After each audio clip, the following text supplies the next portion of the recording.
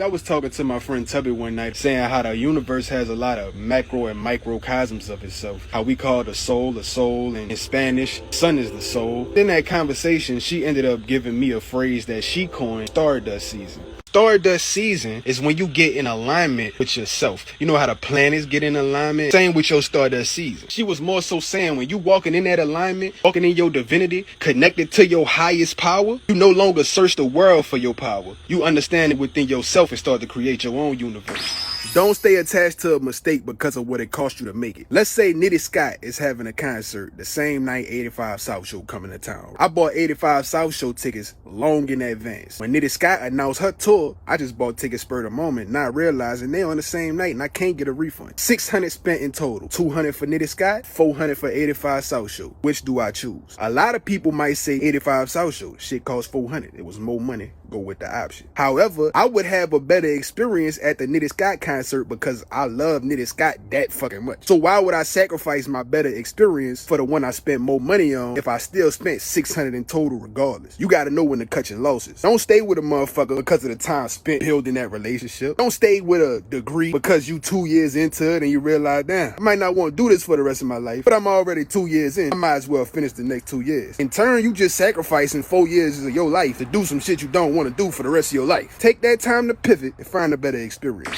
I want to talk to y'all about 3 forms of motivation and let you know why one is way more consistent than the other. First of all, we have to break it down into 2 subgenres: intrinsic motivation, extrinsic motivation. Intrinsic, internal; extrinsic, external. Now, extrinsic motivation is probably the worst because once you acquire these physical goals outside of yourself, they no longer serve a purpose in your life. Let's take a house and a car for example. Once you got a way to get around and a roof over your head, it's no longer a necessity. So what's gonna be the goal next? Another house? Another car? After so many times of revamping those same goals, they become redundant and you become content. This brings me to goal-based motivation in general. Goal-based motivation isn't necessarily intrinsic or extrinsic because you can have an internal goal set for yourself. Let's use school as an example. Your motivation to do your work is to get good grades and graduate, which is why after graduation, a lot of people lose the motivation to educate themselves because there is no longer a reward system. With those previous 2 forms of motivation, not only do you have to constantly set a new goal for yourself, if you don't reach those goals, you'll start to feel like a failure. I mean, you could literally fail in school not getting good grades. And that's why journey-based motivation is the best option of the 3, because it's not about your physical possessions.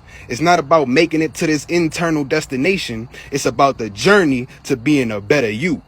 Brought to you by Alvarez Masters. Like, comment, share and follow or subscribe to support.